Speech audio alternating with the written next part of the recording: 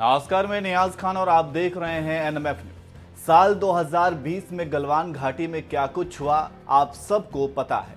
एक तरफ देश कोरोना से जंग लड़ रहा था तो दूसरी तरफ गलवान घाटी में हमारे वीर सैनिक मोर्चा संभाले हुए थे और चीन को मुंहतोड़ जवाब दे रहे थे।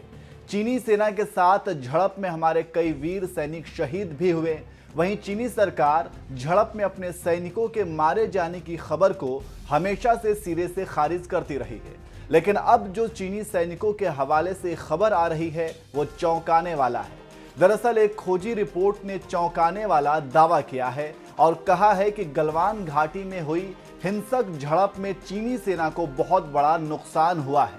यह रिपोर्ट खोजी ऑस्ट्रेलियाई अखबार द क्लैक्सोन में पब्लिश हुई है। एंथनी क्लॉन की विशेष रिपोर्ट में खुलासा किया गया है कि घाटी में गलवान नदी को पार करते समय कई चीनी सैनिक पानी में बह गए थे और डूबकर मर गए थे। इसके बाद चीन के तरफ से मारे गए सैनिकों की संख्या जो बताई गई थी वो बहुत ही कम थी। रिपोर्ट में आगे खुलासा किया गया है कि दो अलग अलग झड़पों के तथ्यों और तस्वीरों को आपस में जोड़ दिया गया ताकि सही तथ्यों को प्रभावित किया जा सके। वहीं रिपोर्ट में यह भी कहा गया है कि चीन ने गलवान घाटी में मारे गए सैनिकों का खुलासा नहीं किया, लेकिन उसने युद्ध में मारे गए अपने सैनिकों के लिए मरने के बाद पदक की घोषणा की थी। आपको बता दें कि इस जांच के लिए द क्लैक्सन ने स्वतंत्र रूप से सोशल मीडिया शोधकर्ताओं की एक टीम का निर्माण किया था। शोधकर्ताओं ने पाया कि चीनी सेना के मरने वाले सैनिकों की संख्या उन 4 सैनिकों से कहीं ज्यादा थी जिनकी जानकारी बीजिंग ने दी थी। सोशल मीडिया शोधकर्ताओं ने गलवान डिकोडेड शीर्षक से एक रिपोर्ट जारी की है।